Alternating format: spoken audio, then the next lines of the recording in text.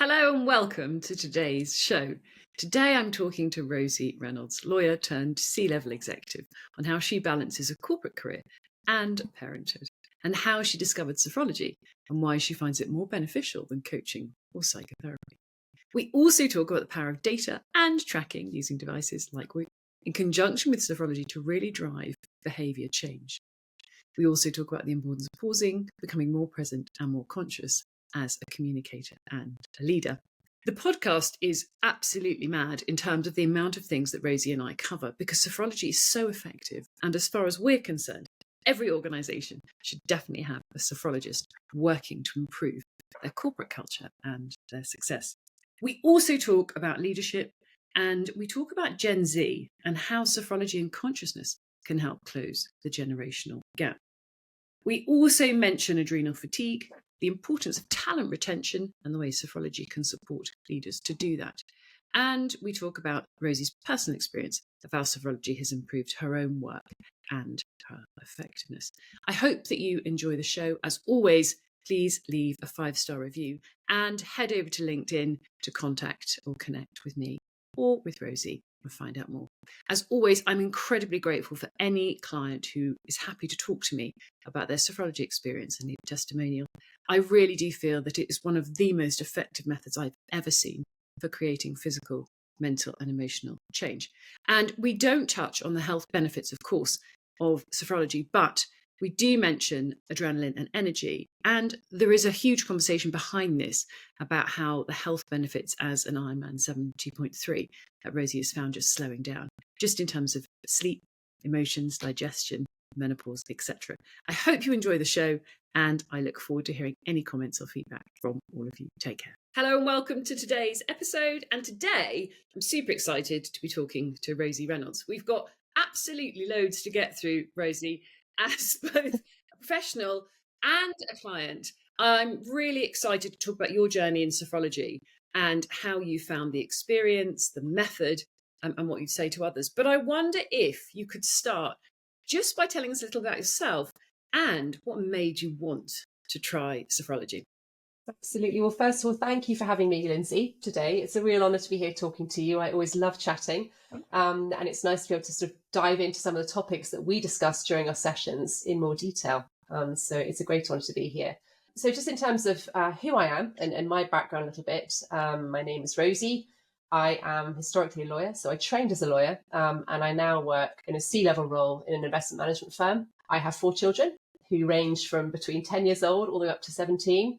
So very much my life is about sort of having a fulfilling, exciting corporate career, but also balancing that with parenthood and wanting to be sort of the very best parent I can to my children as well, which is kind of what led me to you and what led me to sophrology, thinking about how I could equip myself with the tools to better manage my life day to day and to make sure I was maximizing my performance in the workplace, but also, you know, my performance as a mother as well, and giving my children what I think they need to sort of equip them for modern life. So that was sort of how you and I met in the professional context. And I've certainly found sophrology an incredibly all-encompassing tool that actually has uses beyond just potentially the sort of slightly more narrow case I thought it might do. And I've really found a pervasive sort of set of tools to be able to use in my everyday life.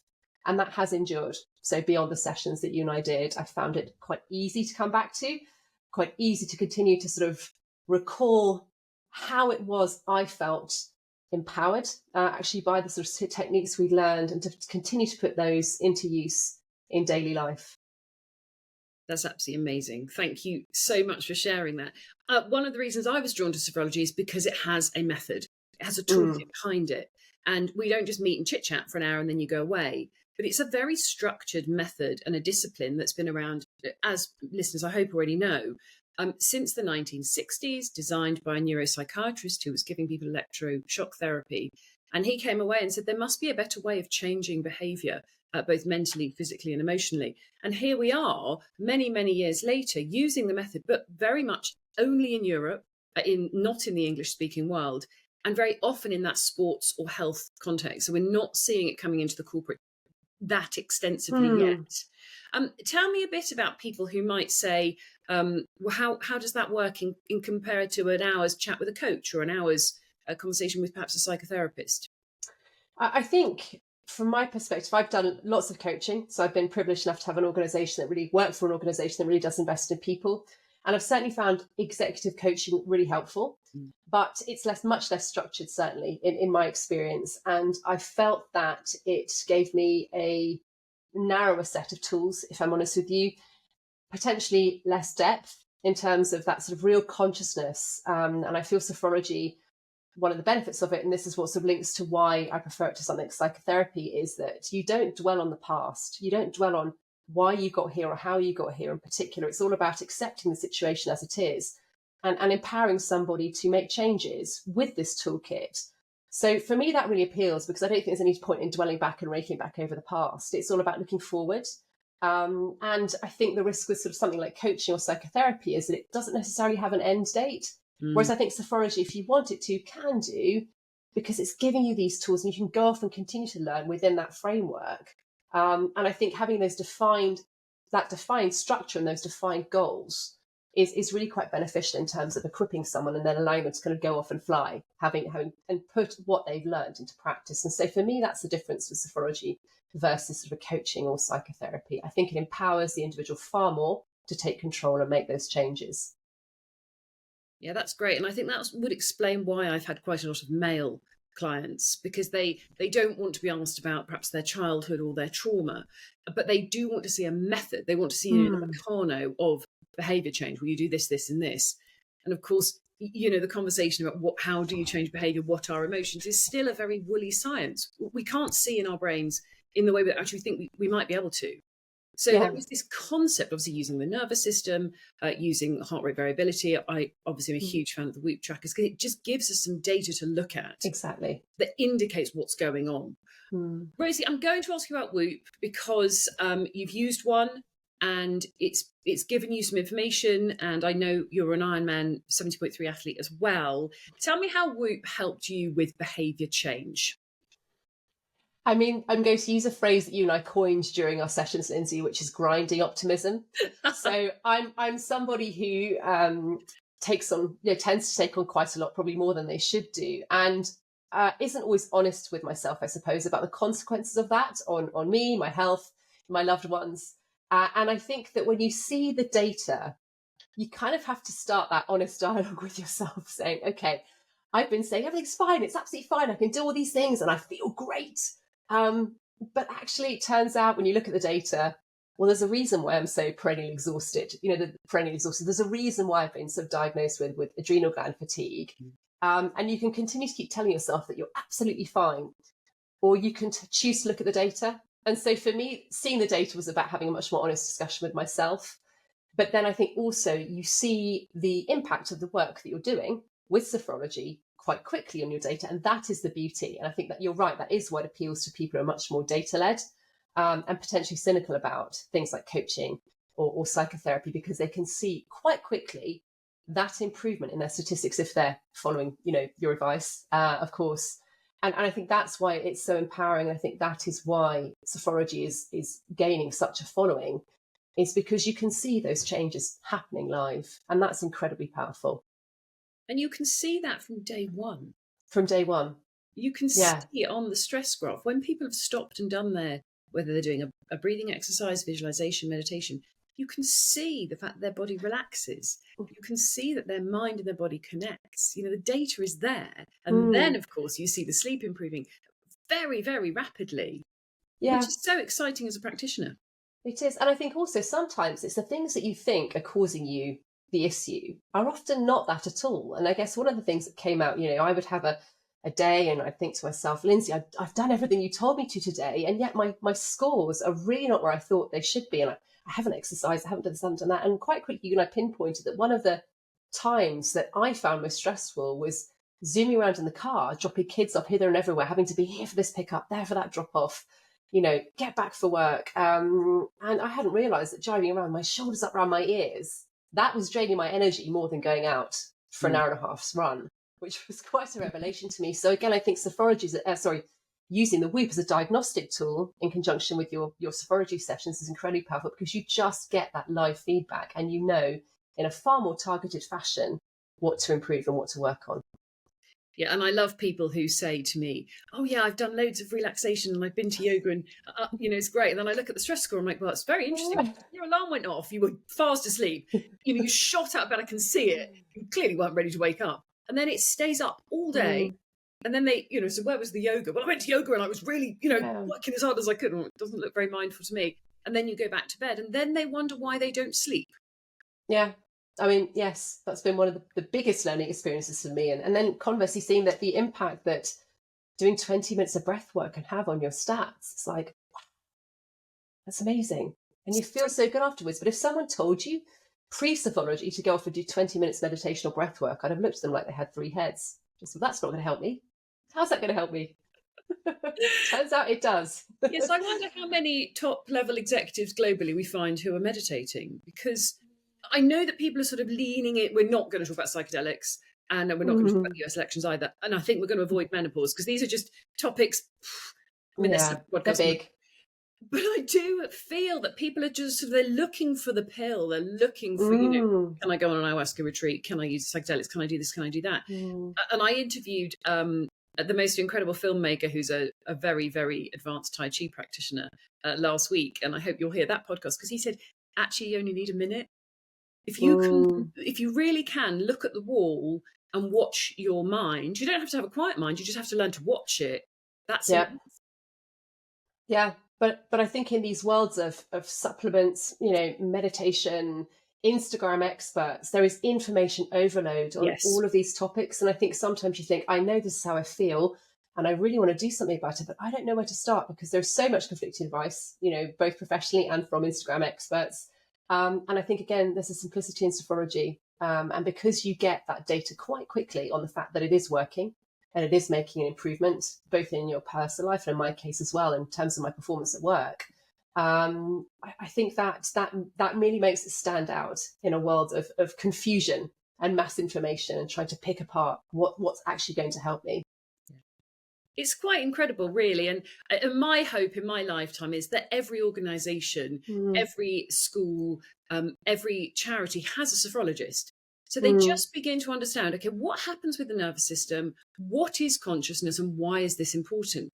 Because we can't grind through life, especially as you get older, with the way the world is now constructed, with this data input coming in.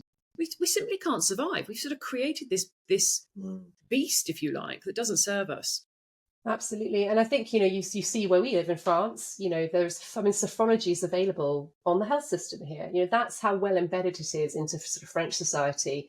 The UK is very different. I think that it is seen as slightly more niche and it's less well known.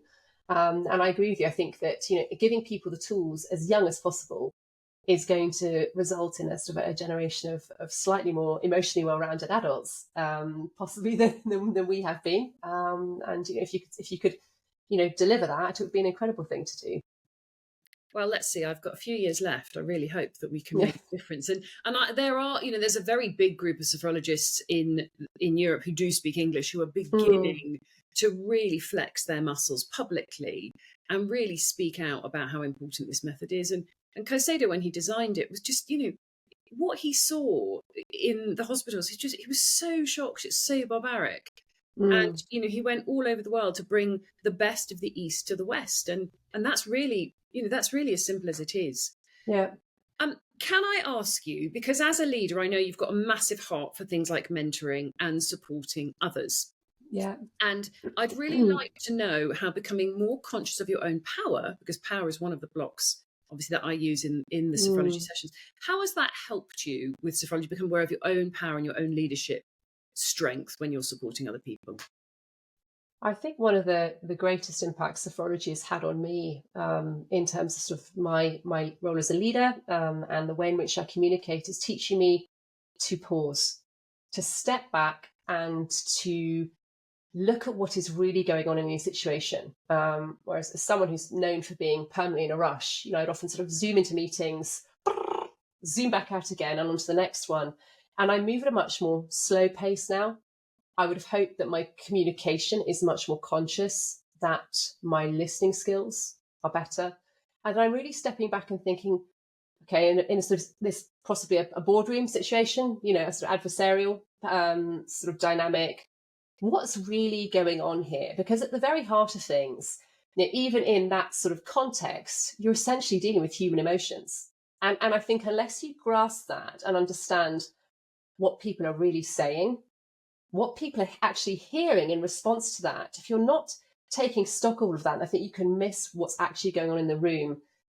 And therefore, that makes it very hard to tailor your own communication if you're not attuned to that in a way that's actually going to make an impact and resonate with others. So I think I am much more thoughtful about my interactions at work, whether it's with fellow board members or peers or, my wonderful team. And I think just slowing down and making sure that I am giving people my time in a meaningful way, and I'm hearing what they're saying.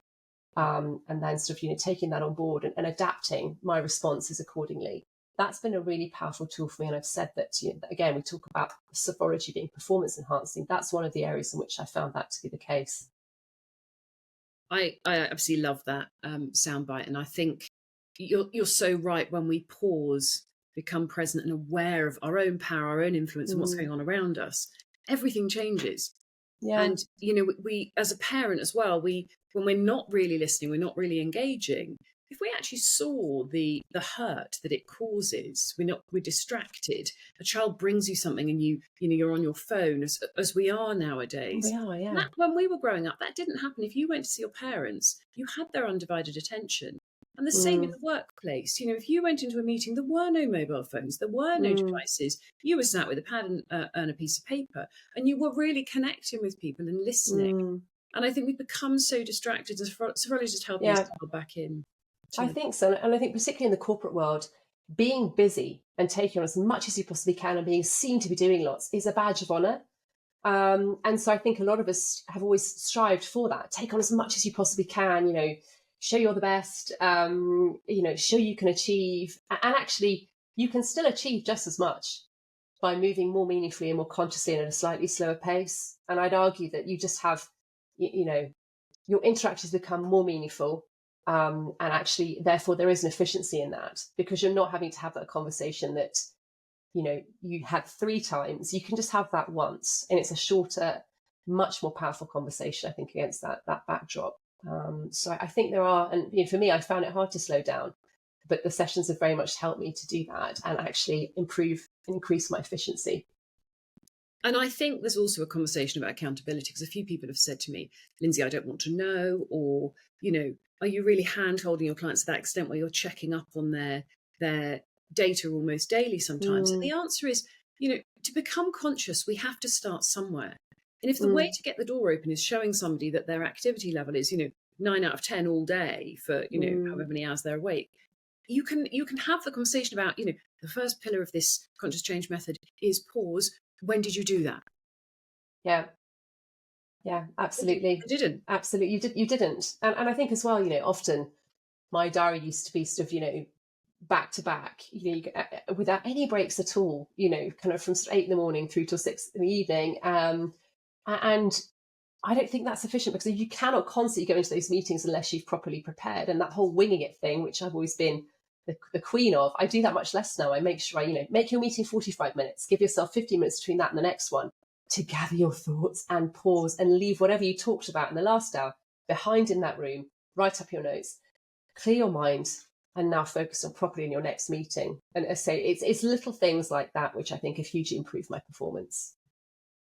I think this is such a challenge, though, because it's a bit like going to the gym, and yourself as you get older. When your gym routine is looking good and that your training is being maintained, you feel great. The same with Sophrology. When I'm doing my practice and I'm doing what I should be doing for myself, I know that I'm planning properly, I'm being able to pause, be present, and really use my power and what's going on around me. But it slides, and it's a daily practice, Rosie. What would you say to people like, I haven't got time? I mean, so I'm married to someone who says I haven't got the time. And I just said, but you wouldn't not brush your teeth. Okay.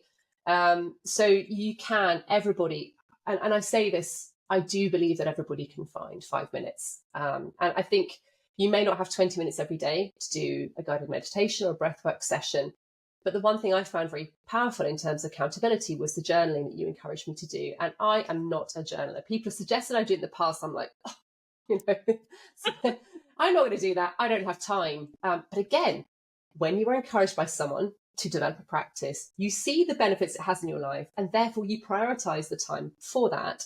And that journaling in itself very much holds you accountable. And the journaling that, you suggested I do, it wasn't writing War and Peace in the mornings of how I felt or what I wanted to get out of my day. It was just a series of check boxes, a series of things I should be doing. That is not, everybody has 2 minutes to do that. And what it does is it resets your mind as to what it is you're trying to achieve that day, what you're trying to focus on.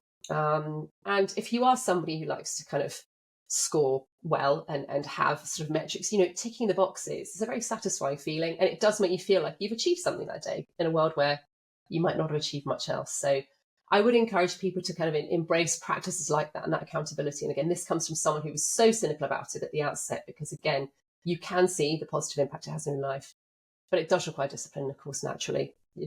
We all go through periods where we just slip and our habits aren't quite what they should be. And I do as much as I can to handhold without creating this horrible dependency, because my job isn't to say, oh, you need a sophrologist for life. It simply wasn't designed that way. I work normally in a 3-month block. We've got 6 pillars that we work through. And, the idea is you've got a toolkit to take away that you use again and again and again. Thank you for talking about the workbook, because when I say to people, here's the Conscious Change Method workbook, and you have to fill it in pen, they start going, oh, is it not an app? Is it? I'm like, no, it's not. Because just by having a pen in your hand, it's somatically connecting your brain to your body. Here, oh, look at the beauty. We can actually write stuff. It's a really lovely creative process that we're dialing out of. We're losing. And I know that people have really, oh, really, I've got to fill this in pen. But it helps so much. You've got to carry the book around. Well, yeah, because then you'll see it, because it'll be chucked in your bag. It's next to your, coffee cup, or it's in the car, or wherever you are. It's physically present in your life, which I think helps an awful lot. And I think it's really important it's separate from your phone, because the phone is the root of so many evils in our life. And I think just getting sucked back into that piece of technology, it does sophrology a disservice if you do that. I think you need to keep it separate. And as I said, I agree that using the workbook is far more powerful than having an app. Yeah, it is a really lovely process. And I can see so much when I say to people, could you please send me your photograph of your journal entries or your pheno descriptions after your practices? Because the way people write and the way they fill things in tells you so much. I've got some people that are just meticulous with the detail. Everything's in the lines. They filled it in properly. There are other people, there's just one massive scribble or a picture or a smiley face. And I love working like that. It's so fun. That's fascinating. Must be very interesting seeing everybody's different approaches to it. I love seeing people's handwriting, especially if you've got children that have been educated in France. All of their handwriting, let's not talk about that.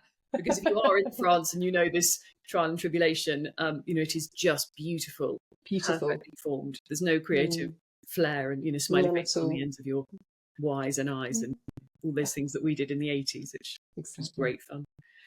Can I ask you, Rosie, about leaders specifically in law and finance can be super skeptical about incorporating mind-body work and consciousness into their lives. And I've had quite a few people say it's a bit woo for us.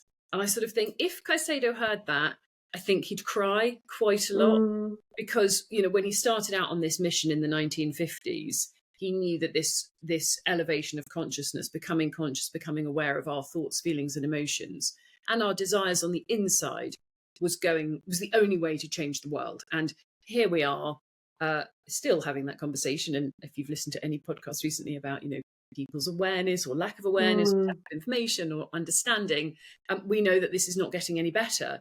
Yet we have more data and information now available to us than we have ever done before in the history of mankind. Can you tell me what advice you'd give to those who are slightly hesitant and say, I haven't got time, it's a bit woo?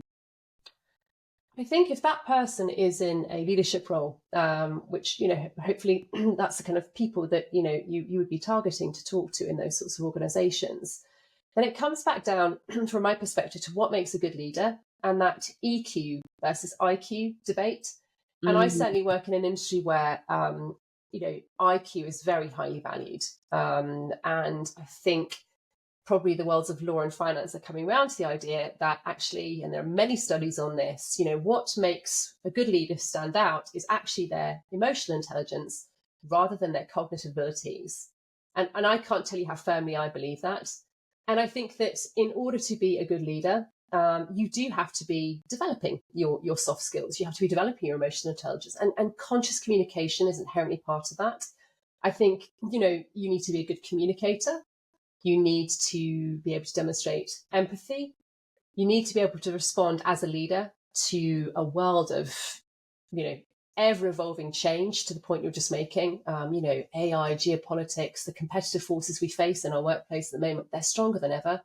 And that requires someone to be able to set strategy and manage change against that backdrop. And from my perspective, that is all about being able to motivate, inspire, and manage a team of people. Those are your emotional intelligence skills that you're going to need to do that to kind of come to the fore. And I think Sophrology can really help develop those, but also it gives you license to value those tools as well. And so I think that, the worlds of finance and law, they are definitely changing. I think people are realizing that, and this is going to sound really cheesy, I hate the word human capital, but people are your greatest asset in any organization. And I'm a huge believer in hiring people that are far smarter and more capable than me. But you need to be able to inspire that team, as I said. And I think making sure you can retain your people means investing in them, not just you investing in them as a leader and thinking about how you're communicating with them, but also looking at those people, working out what their career development needs are. How's their well-being? Have they got needs in that regard? It is so much better to invest in the people you have rather than to be constantly hiring and firing people. That is deeply inefficient. It's expensive, and it creates a really toxic corporate culture. So when I talk to people at the benefits of Sophrology, I see it, look at it through the lens of investing in your people who are, your greatest asset. And you should see that as being a much better use of your time and money to develop those people, rather than, constantly looking for the next magical unicorn employee who's going to walk in and solve all your problems, or, firing somebody and rehiring. That's not the right way to run an organization. And so I think when I talk to, people in those leadership roles, I try and enhance all of those different points. Sophrology, it's not woo. It's a very simple toolkit to enhance performance and maximize, employee well-being as well. That's absolute music to my ears, because it's not an easy sell when you're straddling two worlds. And I've got my clinic and my private practice, which I love, and that one-to-one is incredible. But in order to spread the message more widely, we have to start trying to scale into organizations, into groups of people, and teaching these very simple tools that can be very, very quick. Is incredibly effective, but it's getting people in the room in the first place and helping them understand why is stopping, pausing, and going inside. You remember the Tratak exercise? Yeah.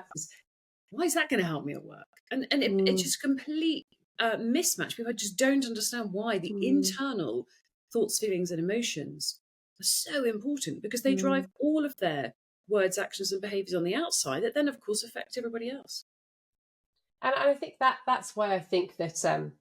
I think we have seen the corporate world changing, in that, executive coaching, mentoring programs, they're much more pervasive in organizations than they were 20 years ago. But I think Sophrology is another layer on top of that. And I think it's a much more, I've said it before, focused tool that you can use with an end date, which also should appeal to, kind of employers who want to think, well, I'm going to get my staff hooked on Sophrology and they're going to be needing sessions the next 3 years. As you say, it's a 3-month package, or longer if people want.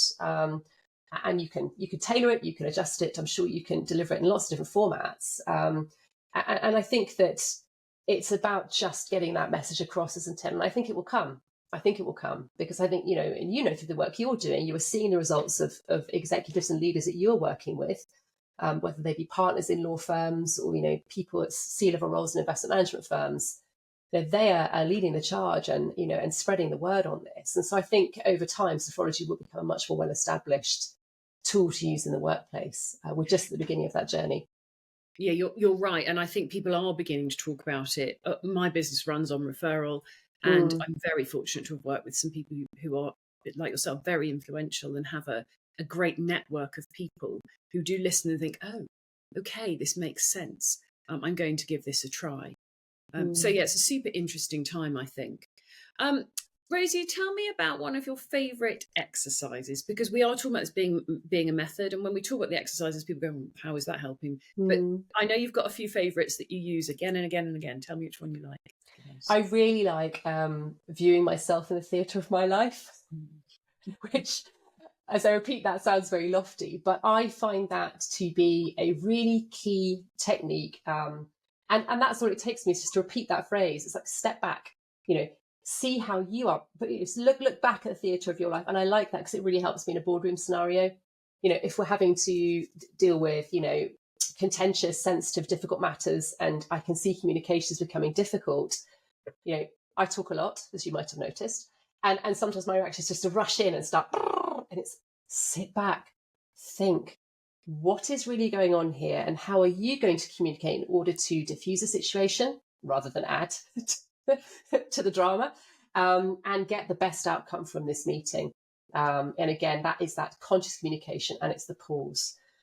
So that for me is a technique I use all the time, especially if I'm honest with you, quite often being the only female or one of a minority females in an all-male environment. I think for me, it's often really important to work out how I can get the most from that, the exchanges I have, and how I can tailor my communication to get the most from not just the men, but all the different people in the room. You have got, introverts, extroverts, people from different backgrounds. So I think the theatre in the life enables me to sit back and think about how I can tailor my communication. And so, inherent in that is a pause. And I think that's the other tool that I found super useful in the, actually across both professional and personal life, but it's probably more relevant in my parenting, which is the curiosity pause. So as everything starts to go crazy, 4 kids all start squabbling, someone's crying, someone's shouting, instead of me going and being like, what's going on here? It's, what is happening here? I'm so curious to know. And I found that, it's for me, instead of me going in all hot-headed, trying to fix the situation, just pause for a bit and sit and observe what's going on. So I think those two things are quite related: observing, pausing, theatre of life, observing, pausing, kids, what's happening here. And I think the other one would be, again, from a parenting perspective, is teaching the children or encouraging the children to be more granular in the way they describe how they're feeling. And you go back to when we had toddlers and you'd be in the supermarket, they'd be lying on the floor where you're pushing your trolley around screaming, and you think to yourself, halt, hungry, angry, lonely, or tired, what's going on here? As you pick them up under your arm and leave Sainsbury's. But I think, encouraging children when they have a moment, it's, how are you feeling? You're shouting. Are you angry? Or are you feeling, sad or lonely? And then getting them to kind of, really dig down into that, I think, has been helpful for my kids in terms of conflict resolution between them. And often, they're upset because they're feeling unloved by somebody they really love. And that's a much more positive framework or gloss to put on the situation, which is actually, you're really sad because you all love each other loads and you're not getting what you need from each other. And I think if you can put things in that much more positive context, it helps resolve the conflict rather than you're all just being really naughty and difficult. So that's been a really helpful tool for me as well. That's super helpful, because when I spend a lot of time talking to people about their relationships as well, which is a bit of an odd sort of sideline, but it's so important how we engage with each other and being able to say to each other, this is how I feel. Not you are this, you are that, blame, blame, blame. But actually I feel angry. Why do I feel angry? Because I feel frightened. Why do I feel frightened? Because I think you might or I might, blah, blah, blah. This emotional granularity, this what I'm calling emotional wealth creation. You wouldn't not look at your finances and think, well, how much have I got in there? In the same way, we need to look at our emotions. What have I got going on in here? What have I collected? What investments am I making? Where's the balance gone? I've got way too much fear and not enough joy. And what I'm thinking about is tomorrow and not today, and being present and pausing. You described the self-observation process beautifully. When your perspective changes, everything changes. And when you can observe yourself, it's like a superpower. Yeah, very much so. And actually, I'm talking about toddlers lying on the floor in Sainsbury's, but actually the area I find it probably even more beneficial is teenagers, which is a whole other podcast. But I think sophrology as a tool for parents who are trying to navigate the teen years is one of the things that I have found most effective as a way of connecting with my teens and trying to get to the bottom of, the eye rolling, the rudeness, from the person who's previously sweet and lovely. It's been a very, very powerful tool for helping me navigate that. And it's not personal. When you can pause and No. take yourself out, you can see Yeah. that their behaviour isn't really directed at the fact No. they actually hate you, because they don't, although it No. feels like they do, weirdly. Well, no, it's that emotional granularity. What is it that's really bothering you? Oh, it's something happened at school yesterday. Okay, got it. Let's talk about that. And I think when we work in the corporate world, especially with ego, and we won't Mm, dive into that, but when we can begin to see, okay, is this person operating from genuine emotion, or is this just an ego response that it's not relevant to me, it's just the way they are? no. It becomes a lot less painful. Mm. I think as well, also, and I'm segueing again here as I always do, but you mentioned there investing time and that, thinking of your energy as a currency as well in terms of how it is you're going to use your time. As someone who's guilty of seeing a gap and just immediately filling it, or multitasking, trying to do 7 things at once, is what it is you're working at any given time. Are you using your energy in the right way?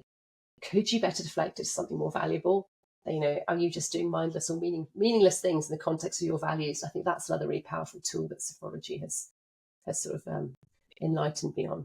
One of the hardest things when you're ambitious and driven and motivated, when do you stop? And I do it to myself. And, part of the work that I do, like you described, is the effort tracker, which is based on psychological coaching techniques, where you're actually tracking the effort, not the outcome. Yeah. Your daily bread is not about what have I achieved at the end of the day, but actually how have I spent the energy that I've got and where have I applied effort? Because if we get to the end of the day and think all I did was put effort into shouting at whoever, but I put no effort into loving my dog or connecting with my kids, whatever, we begin to see the fact that we lose the balance. Definitely. And that's been super powerful. And people the effort tracking is an interesting one to add to the Sophrology mix, but I think it's so important. Your child who came home with a 3 out of 10 in the spellings, but said, I did my absolute best, has done their best. Yeah. And we have to do the same to ourselves. Well done. Look at the effort you made. Are we measuring productivity and outcome, or is effort enough, Rosie? What do you think? No, I think the right thing to do is to measure effort. And I think that's what we talk to our children about all the time, isn't it? But I don't think, as you say, we necessarily apply that to ourselves as well and what it is we do. I think that, productivity is such an interesting one, because to find productivity, is it about, being efficient, or is it about just doing loads mindlessly, which is sometimes what I've been guilty of in the past. So I guess I look at effort as the metric rather than judging myself on the outcomes, because you can only influence your own effort. If you judge yourself constantly on outcomes, I think you can be disappointed and feel bad about your day and what you've done. And it's about the long game, in your line of work, especially from an investment perspective. It's not about what happens today. It's about what happens over the course of time. And when we begin to look at our emotional lives in the same way, that behavior today, repeated with daily habits, is what builds into long-term success. And the financial markets, I've been listening to some really interesting podcasts, it works in the same way. It does. And I think, in the world of investment strategies, the changes you make today will only play out in 5 years' time in terms of the strategies that you design and build. And so you have to play that long game. And I agree, you should, you can implement that mindset in your family life as well. And your relationships and the way that you look after yourself. I'm talking a lot about longevity practices at the moment because it's the latest buzzword. We've obviously been through the biohacking, that was sort of last year's thing. And we're now talking about longevity because people are desperately worried about dementia and cognitive decline. And when we start looking at the nervous system and our behaviour and our sleep patterns, you can see what happens as we get into our older years, where we suddenly become we've run out of gas. And then the brain seems to do something particularly unpleasant. Going slow, Rosie, is the solution to longevity. Slow and steady does win the race. This is not a new concept. It's really, really hard to deploy in today's world. It is. I think there's so much more research and data now on dementia and cognitive decline. And I just think it's definitely a malaise of the modern working world. It's so achievement focused, as say, a badge of honour to be busy. Managing on no sleep, I'm back in again, I had 2 hours sleep as it was when I was a junior lawyer. And I do think that the corporate world is changing, recognising that you need to focus much more on employee wellbeing. And so that longevity piece plays out as well, I think, as a pitch, for your business in the corporate world too, which is that we want you to attract and retain the best talent and ensure they're with you for a very long period of time. And focusing on that longevity means you need to put in place a culture and a framework in the organisation where you're not just developing people, but ensuring that they are productive, they're happy employees, and that you're giving those employees the tools for success, which does involve using systems like Sophrology as well. It's not just about performance appraisals and pats on the back. I think you need to be, as an employer now, really meaningfully dedicating time and resource to that, because the race for talent, certainly in my industry, is more intense than it has ever been.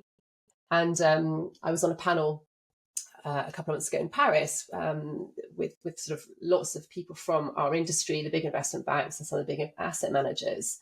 And it was, amazing that the panel was on human capital and culture of the firm as a tool for talent retention. And talent retention was the sort of most pressing theme on people's mind in that audience. And they all agree that actually culture is the key manner in which you can retain your key performers. It's not just about compensation anymore, which shows me that the next generation employees coming through, they're not just focused on status and wealth and comp. They're focused on doing their job in a way that benefits society as a whole, but also in a way where they look after their own personal well-being. So again, the pitch to employers for me is that if you want to attract the next generation of bright young things, you need to make sure you've got a pretty good wellness program and a very strong, firm culture that supports that. Yeah. And I think, methods like Sophrology are going to be the heart of those wellbeing programs on a future-looking basis. I think this bolt-on of wellness is quite upsetting, and it is changing. But the burn rate in young people is incredible, especially post-COVID. And, you're talking about retention, human capital. And I think there's that social capital as well. When people aren't in the office, they're not, you and I would have been, on the tube every day, going to work, having lunch, drinks after work. That was the corporate culture that we grew up in, and it was great. Now I see people at home doing their exercise classes online. They're very isolated. Things have changed an awful lot. And it's not a world I like the look of. And I think you and I could podcast forever on Gen Z, because it's, we've got young teenagers. It's a very exciting but quite frightening time. It is, absolutely. Yeah. And I do hope that people are beginning to think, okay, how do we actually make a culture change and understand the values that Gen Z have got, because they're very different from the values that keep you and I in work. And when we use Sophrology to go and actually use this emotional granularity, articulating my values, and they do align with my organisation, that makes me feel great. Or hang on a minute, even though their ESG program is amazing, it doesn't align at all. Then we know that it's going to be a grind to keep them. Absolutely. And I think that, employers definitely, especially in those more traditional niches like law and finance, are having to really adapt to take on some of the, the newer employers, like the sort of tech companies, and who are more focused on really understanding what Gen Z are after and how you can best position yourself to be an employer of that group. I'm laughing now because I was just thinking about some of the people you and I know who are then in the workplace, who are much older, dealing with some of these young people, and the concept, there is no meeting of minds. It's like they're missing each other. Well, they're missing each other almost in this direction.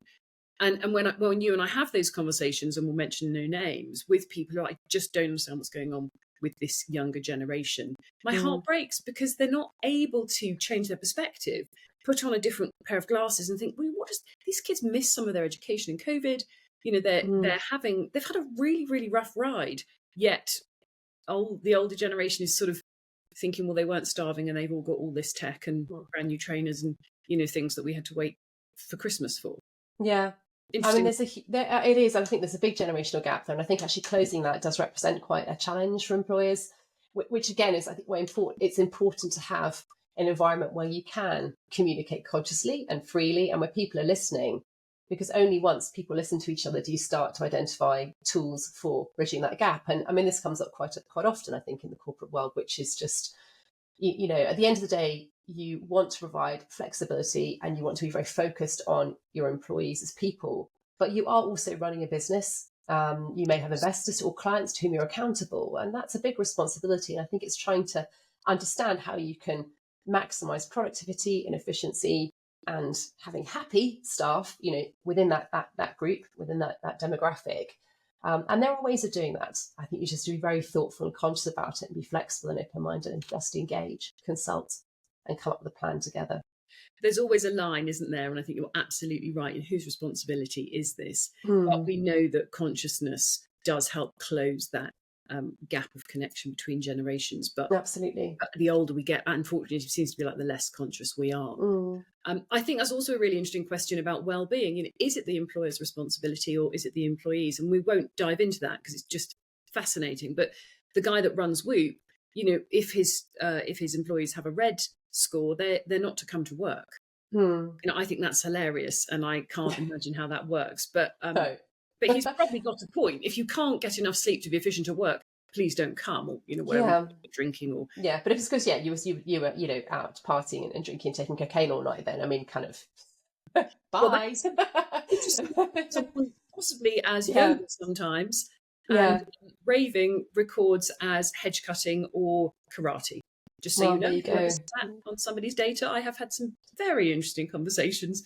Yeah. Karate for 9 hours. Oh, I was in Ibiza. Okay, fine. Yeah. Look, I think well-being is shared responsibility, but I think typically employers haven't seen it as being within their remit. And of course, as an employee, you have to be looking after yourself and taking responsibility for your health and your well-being. But I think employers need to come and meet you in the middle and put in place a framework at work. Let's avoid the conversation about victim and blame mindset, because of course that's a whole other podcast. My closing question to you, Rosie, would be really, as a woman in the workplace, we have a very unique set of leadership gifts and talents as women. How do you think we can use these to improve the workplace? I think that, women as leaders generally tend to display lots of emotional intelligence. That's not to just say that men can't as well. And I think they're more inclined probably to sort of lead in a conscious manner. But again, I see men doing that as well. So I don't think these things are necessarily unique.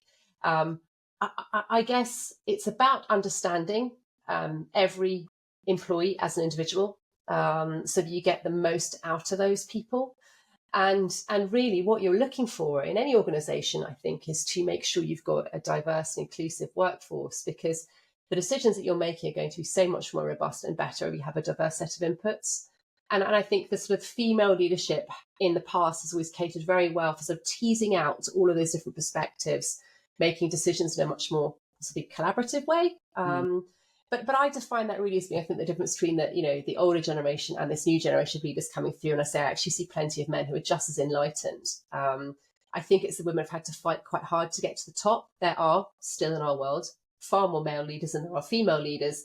And so it tends to be the women that have come through, because they've had to battle to get to where they are, tend to have those skills that are more suited to leadership. Whereas men, a few years ago, the bar was definitely lower. And so you have a whole different range of leadership styles. But I think as women, our empathy is pretty high by and large. And I think that places you in a very good position to be a solid leader and certainly a developer of talent in the workplace. We won't dig into evolutionary psychology, but I know, as we're both parents of girls, we have these conversations a lot because they're very challenging. Our girls ask us some very interesting questions of what's it like in the work the world of work. How does that work? They ask us about equality. They ask us lots of global questions, and I'm endlessly fascinated to watch their own development and slightly terrified. But I think it is an interesting thing to reflect on. What does that sort of feminine, masculine look like, both in men and women? Those softer skills, but it's very different behaviours. Very different. And I would really love to see people talking more about non-predatory leadership. This much more inclusive, heart-driven, values-driven. But we digress into a million other things, Rosie. We could have gone on for hours, but we won't, because nobody will ever listen to it for that long. Because, of course, nobody has any time to do anything, let alone be still and do their sophrology practice every day. So let's hope that people begin to recognise why they might want to pause and take a moment. Anything else you'd like to add, Rosie, to that conversation? Because there's so much in there.